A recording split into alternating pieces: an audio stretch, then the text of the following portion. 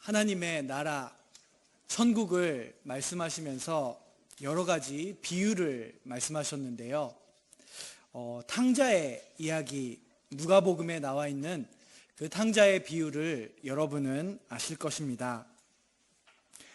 한 아버지에게 두 아들이 있었지요. 그런데 둘째 아들은 아버지에게 떼를 써서 자기 몫을 빨리 달라고 그 재산을 받아낸 다음에 그 집을 떠납니다. 그리고 재산을 모두 잃어버리고 너무나 수치스럽게 집으로 돌아오게 됩니다. 그런데 놀랍게도 아버지는 그 둘째 아들을 기다리고 계셨고, 그리고 큰 잔치를 베풀어서 아들의 신분과 명예를 다시 세워주는 그 이야기를 예수님은 말씀하십니다. 그런 자격도 없고, 또 형은 그 동생이 너무나 밉고 아버지도 미웠지만, 그러나 결국 그 둘째 아들은 환영을 받습니다. 여러분, 여기서 예수님의 이 탕자의 비유는 끝이 납니다. 그런데 만약 그 이후에 후속편이 있다면 어떨까요? 그렇게 탕자가 돌아오고 잔치를 벌인 후 2년의 시간이 지납니다. 둘째 아들은 이제 자신의 삶으로 돌아오기 시작합니다. 그리고 형도 그렇게 동생을 받아들일 수 없었는데 동생을 받아들이고 아버지도 더 늙어갑니다. 그는 가끔씩 생각합니다. 아버지가 돌아온 자신을 맞이해줬던 그날의 그 행복함. 그러다가 문득 이런 생각을 합니다. 또 한 번 일을 저질러 볼까? 먹고 살 만큼 또 재산을 부랴부랴 챙겨서 또 집을 나갔다가 모든 것을 다 탕진하고 다시 이 아들이 돌아온다면 어떨까요? 나에게 아버지는 또 잔치를 베풀어 주실까? 참 상상도 못할 터무니없는 생각입니다. 감히 어떻게 한 번 용서받고 환영을 받은 입장에서 그런 생각을 할 수 있을까? 그런데 여러분, 그러나 우리의 삶을 돌아보면 어쩌면 이런 둘째 아들의 모습이 아닐까 생각을 합니다. 하나님은 이번에도 용서해 주실 거야. 그게 바로 하나님이 하시는 일이니까. 어딘가 모르게 우리는 스스로 그렇게 생각하며 과거에 하나님이 용서해 주셨던 그 죄악의 길로 다시 가고 있지는 않는지 생각해 봅니다. 바울은 오늘 이 로마서 6장에서 그런 생각을 하고 있는 사람들에게 말하고 있습니다. 오늘 본문 1절을 함께 보시겠습니다. 그런즉 우리가 무슨 말을 하리요? 은혜를 더하게 하려고 죄에 거하겠느냐? 어떤 사람들은 교회는 유일하게 용서의 메시지만 전해야 한다라고 말합니다. 교회는 늘 관용하기 때문에 그것은 잘못됐습니다. 다시 돌아와야 합니다라고 말할 수 없지 않는가? 그렇게 생각하는 사람도 있습니다. 늘 교회는 포용해야 하고, 그리고 하나님은 늘 사람들을 받아주실 거라고 그렇게 말하면서 바울은 우리가 죄악에 거하자, 죄에 있을 때 하나님의 은혜가 오히려 더 커지지 않는가, 그런 말을 했다라는 것입니다. 바울이 부딪혔던 이 질문들, 그가 전하는 복음에 대한 이런 비평들, 바울은 어떻게 대답해야 할지 이 로마서를 쓰면서 실제로 많은 사람들에게 들었던 그 목소리들을 떠올리고 있습니다. 바울은 하나님의 값없이 주신 그 놀라운 은혜, 그 은혜에 대한 자신의 이 복음, 그리고 그것에 대한 질문을 던지는 사람들에게 대답을 하기 위해서 오늘 본문을 써 나갑니다. 바울, 당신이 전하는 복음은 큰 문제를 일으킬 수 있습니다. 당신의 복음을 듣고 사람들은 제멋대로 행하게 될 것입니다. 어떤 그리스도인들은 그렇게 말했을지도 모릅니다. 바울은 마치 씨름 선수가 상대방의 힘을 그대로 받아서 자신의 기술을 쓰는 것처럼 그런 비평의 목소리를 잘 받아서 복음에 더 깊이 있는 곳으로 데려가려고 오늘 본문을 쓰고 있습니다. 바울은 여기서 그동안 예수님의 이야기를 표면적으로 더 전했다면 예수님보다 훨씬 더 오래전의 이야기, 구약 성경의 출애굽의 이야기로 돌아갑니다. 여러분, 출애굽기의 이야기도 어렸을 때 교회 학교에서 혹은 어른이 되어서 출애굽기를 읽으면서 또한 영화를 통해서 여러분들이 접하시고 잘 아시는 그 이야기가 아닐까 생각이 됩니다. 애굽 땅에서 비참한 노예로 살아갔던 이스라엘 사람들, 그들의 울부짖는 소리를 듣고 하나님은 모세를 보내십니다. 그리고 모세의 인도를 받으며 노역의 땅을 뒤로하고 홍해를 건너 자유를 얻게 됩니다. 하나님은 백성들을 시내 산으로 인도하시고 그곳에서 바울이 계속해서 말했던 율법, 도라를 얻게 됩니다. 그리고 사막에서 그들은 방황을 하다가 드디어 광야의 시절이 지나고 유업의 땅, 약속의 땅으로 들어갈 때까지 하나님은 불기둥, 구름기둥으로 이스라엘 백성들 가운데 늘 함께 임재하셨다. 출애굽기의 내용입니다. 그런데 바울은 이 출애굽기의 내용을 로마서 안에서도 다시 한번 풀어서 이야기하고 있습니다. 물론 그것이 출애굽기와 아주 똑같은 표현을 다 써서 하는 이야기는 아닙니다. 그렇지만 우리가 이 로마서를 깊게 지금까지 바울이 해왔던 이야기들을 볼 때에 그가 새로운 출애굽기를 말하고 있구나라는 사실을 발견하게 됩니다. 오늘 본문에도 바울이 출애굽을 기억하면서 전하는 부분이 있는데요. 3절을 다시 한번 보겠습니다. 무릇 그리스도 예수와 합하여 세례를 받은 우리는 이라고 바울은 3절 전반부에서 말합니다.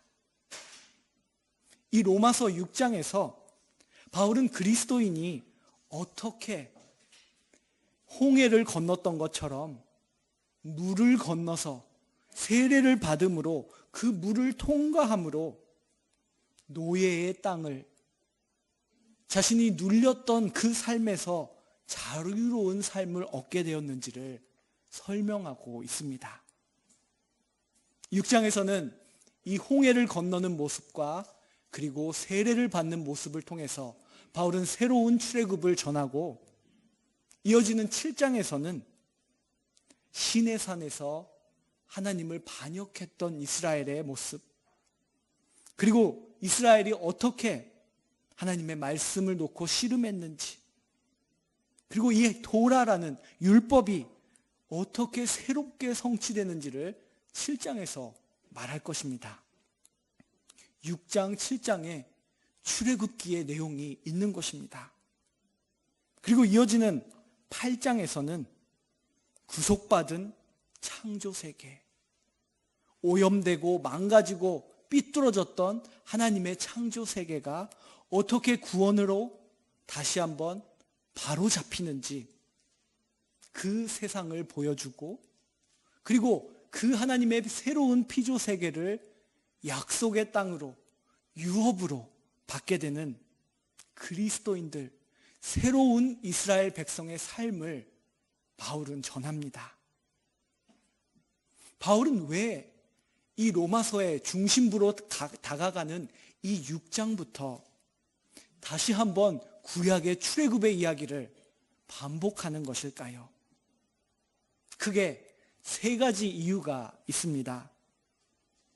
첫 번째 이유는 바울이 부활하신 예수 그리스도를 만나고 그가 다메섹 도상에서 경험한 그 하나님은 아브라함의 약속을 신실하게 이끌어 오신, 신실하시고 성실하신 하나님의 그 원대한 구원의 역사를 바울이 마음속에 품고 있기 때문입니다.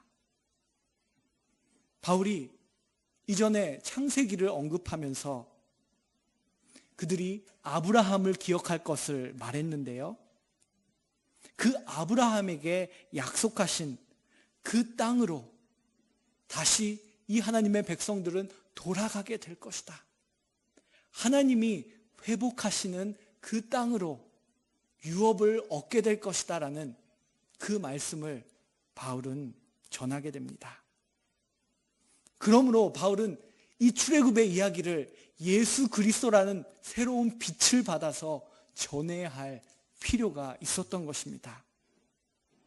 두 번째는 바울뿐만 아니라 유대인들, 특별히 율법을 연구했던 바리새인들, 서기관들, 율법을 잘 아는 사람들은 언제나 새로운 출애굽에 대한, 새로운 바벨론으로부터의 기환에 대한 그 소망을 갖고 있었습니다.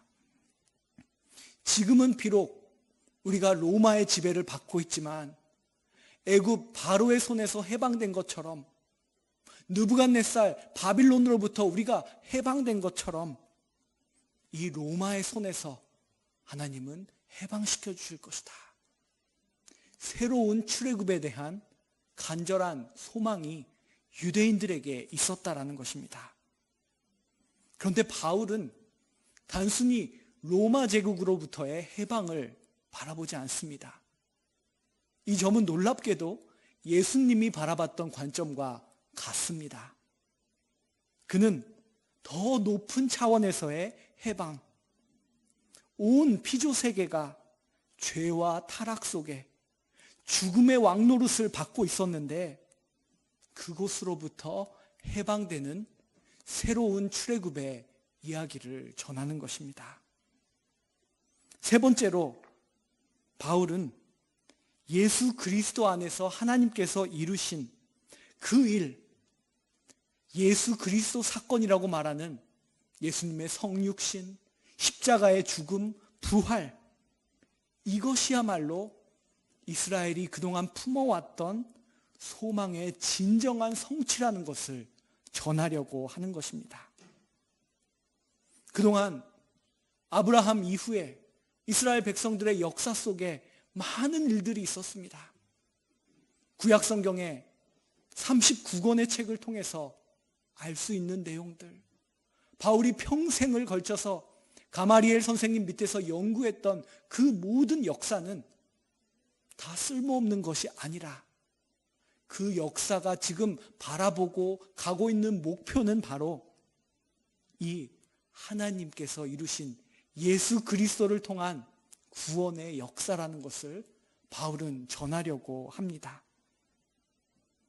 바울은 그러므로 이스라엘이 계속해서 이어지고 있다. 비록 그 모습은 새로운 모습으로 바뀌었지만 이스라엘 민족이 계속되고 있다는 말을 이 로마서에서 하려고 하는 것입니다. 6장부터 이 8장의 내용을 우리가 보게 될 건데요, 그 가운데 바울이 어떻게 구약에 있는 출애굽의 용어들을 사용하는지 우리는 보게 될 것입니다. 그리고 그것들을 모아서 로마서의 가장 그 핵심적인 부분을 바울은 만들어 나아갑니다. 바울은 오늘 본문 1절에 있었던 사람들의 비평, 당신의 복음에는 큰 문제점이 있습니다라고 했던 그 질문에 대한 대답을 이어갑니다. 다시 한번 1절을 볼까요? 우리가 무슨 말을 하리요? 은혜를 더하게 하려고 죄에 거하겠느냐? 하나님이 죄인이었던 우리를 있는 그대로 받아들이셨기 때문에 우리의 지금까지의 삶의 방식을 바꾸지 않는 것이 더 좋다. 그래야 하나님은 또 우리들에게 은혜를 주시고 또 구원해 주시지 않는가? 그렇게 말하는 사람들에게 바울은 어떻게 대답을 했나요? 오늘 본문 2절에서 그는 먼저 단호하게 말합니다. 그럴 수 없느니라.決してそうではない. 바울은 no라고 말하고 있습니다. 죄에 대하여 우리는 이미 죽었는데, 다른 표현으로 말하면 우리는 죄의 지배를 받고 있던 그곳에서 이미 해방되어 떠났는데 어찌 우리가 다시 그곳에 가서 살 수 있단 말입니까? 바울은 그렇게 대답하고 있습니다. 한 사람이 예수 그리스도 메시아를 만나서 그리스도인이 될 때 우리는 전의 부류의 사람에서 새로운 부류의 사람으로 바뀌는 것입니다. 바울이 사용했던 비유를 통해서 말하자면 아담이 대표했던 사람에서 예수님이 대표하는 사람으로, 지난 주일에 봤던 그 말씀 속에 있었던 것처럼 우리는 새로운 사람으로 바뀌게 되었다는 것입니다. 여러분, 지난 주일에 우리가 함께 봤던 두 동상을 기억하시나요? 네, 우리가 함께 봤던 이 동상, 같은 사람이지만 그 내면이 바뀌게 된 예수께 속한 사람으로 바뀌게 되는 모습입니다. 따라서 우리는 다시 예전의 사람으로, 예전의 방식대로 그대로 살아야 된다는 것은 있을 수가 없다라고 바울은 대답합니다. 바울은 더 구체적으로 로마에 있는 교회에게, 또 우리들에게 말해주고 있습니다. 여러분, 그리스도인이 된다는 것은 우리가 메시아이신 예수님과 함께 죽었다가 예수님이 살아나실 때 함께 새롭게 살아나는 일입니다. 바울은 이 자신에 대한 비평, 질문에 대해 대답하면서 로마서의 핵심적인 포인트를 여기서 처음으로 나타내고 있습니다. 그것은 메시아는, 예수님은 자신을, 사람들, 그 모든 사람들을 대표하시는 분이시다. 그렇기 때문에 예수님께 속한 사람들은 예수님께 해당했던 일들이 자신 안에서도 이루어지는 일을 경험하게 된다. 바울은 이 로마서의 핵심을 이곳에서 말하게 됩니다. 그런 바울의 그 핵심에 대한 전하고 싶은 그 간절한 마음이 메시아께로 나아갑니다, 메시아 안에 있습니다라는 그의 헬라어의 표현 속에 담겨져 있습니다. 알기 쉽게 말하면, 여러분, 핸드폰을 백업할 때 컴퓨터나 이렇게 어떤 저장할 수 있는 웹하드에 동기를 시키지 않습니까? 그것을 싱크되었다라고 말하지요. 바울은 우리가 그리스도인이 되는 순간 예수님과 함께 싱크됐다라고 말하고 있는 것입니다. 예수님은 메시아로서 단순히 저 중동의 나사렛이라는 한 곳에 있는 그 사람들에게 한정적으로 메시아가 된 것이 아니라 예수님은 모든 사람들을 대표하는, 그러므로 십자가와 부활이 예수를 믿는 모든 사람들에게 그 능력이 해당된다는 것을 바울은 말하고 있는 것입니다. 조금 더 나아갑니다. 그렇다면 그 예수님과의 연합을 우리가 정말 눈으로, 피부로, 손으로 체험할 수 있는 일이 있습니까? 바울은 있다고 말합니다. 출애굽의 이야기에서 이스라엘 자손들이 그 홍해를 건너면서 그 물이 마른 바다의 길을 걸었던 것처럼 우리가 그리스도인이 될 때 세례를 받는다는 것은, 우리가 그 순간에 받는 그 세례는 예수 그리스도와 싱크로가 된다는 의미가 있다고 바울은 말합니다. 여러분, 4절에 로마서의 핵심 복음의 내용이 담겨져 있습니다.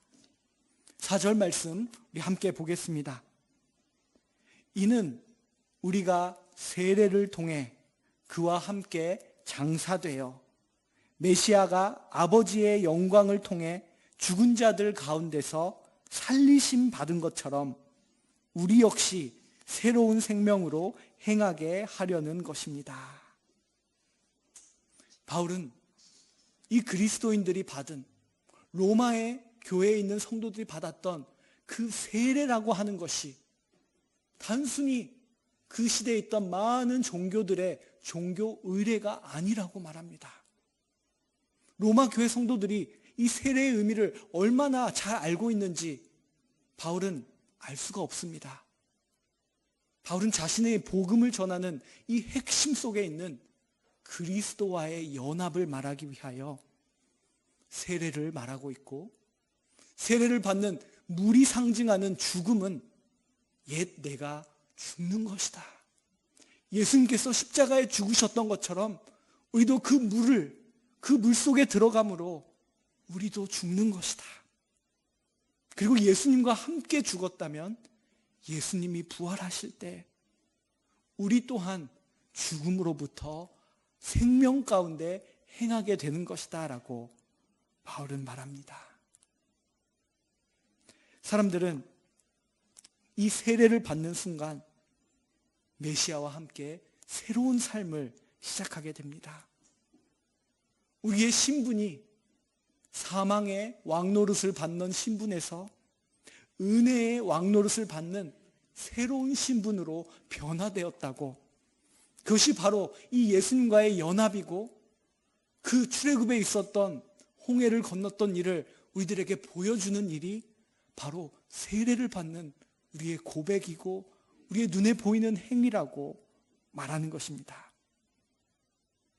죄인된 우리가 예수님을 인격적으로 만나고 세례를 받는 것은 우리가 언제든지 과거의 모습 그대로 돌아가서 살 수 있다는 것이 아니라, 예수님은 우리를 구속하여 내서 노예의 땅에서 건져내서 새로운 곳으로 인도하시는 것이라고 말합니다. 오늘 본문 마지막 절에서 바울은 나무를 심는 비유로 말합니다. 5절 말씀을 보면 만일 우리가 그의 죽으심과 같은 모양으로 연합한 자가 되었으면 이라고 말합니다. 여기서 연합했다, 연합한 이라는 이 표현은 헬라어 원어의 뜻을 찾아봤을 때 함께 심는다라는 의미가 있습니다.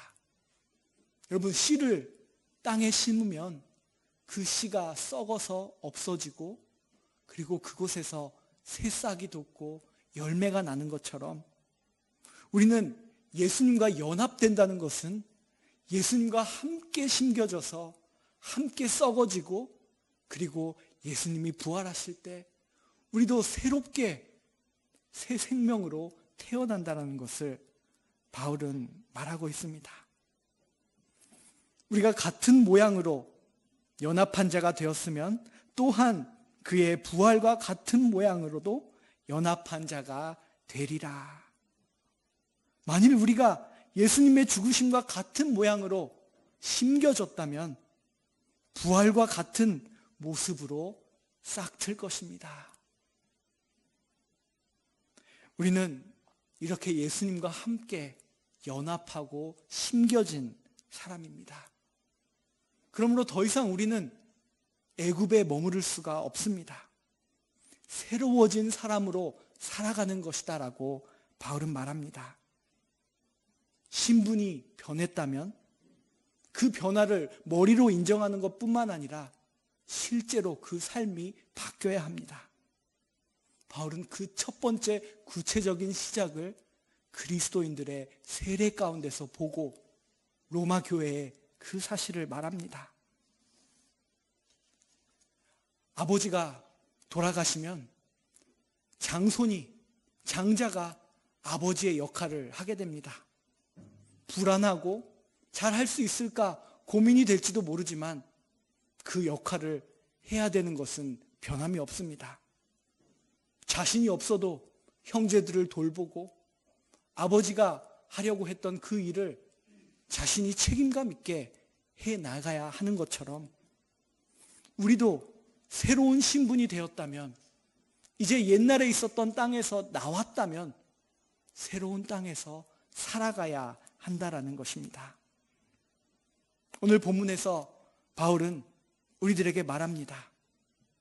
여러분, 애굽으로 다시 돌아간다는 것은 생각하지 마십시오. 우리는 이미 애굽을 떠난 사람들입니다. 이제는 하나님이 약속하신 그 땅, 예수 그리스도를 통해서 이루실 그 새롭게 창조된 그 하나님의 나라를 바라보며 나아갑시다. 바울은 그렇게 외치고 있습니다. 오늘 말씀 앞에 잠시 멈춰서 생각해 보기 원합니다. 만약 내가 이미 세례를 받았다면 그 세례는 나에게 무슨 의미였을까? 출애굽에 홍해를 넘었던 그 순간을 기억하면서 내가 세례받았을 때 만났던 예수 그리스도와 고백을 기억하면서 나는 정말 예수와 함께 죽고 예수와 함께 새 생명으로 태어났는가? 아직 세례를 받지 않았다면 지금 예수님께서 그 새로운 삶으로 홍해를 건너 새로운 하나님의 땅으로 가자고 부르시고 계시는 그 부르심이 있다라는 것을 기억하는 저와 여러분이 되시기를 간절히 소망합니다. 기도하겠습니다.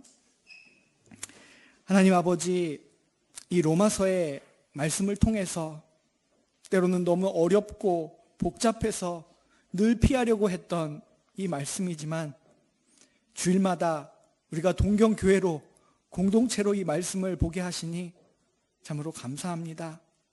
하나님, 오늘 말씀 속에 바울이 전하려고 했던 예수님과의 연합을 우리가 체험할 수 있도록 도와주시옵소서. 애굽에서 떠난 사람이라는 것을 머리로만 아는 것이 아니라 실제 우리의 삶 속에서 약속의 유업의 땅을 향하여 나아가는 구체적인 삶들이 나타날 수 있도록 인도하여 주시옵소서. 예수 그리스도의 이름으로 기도드립니다. 아멘. 찬송가 283장 함께 부르겠습니다.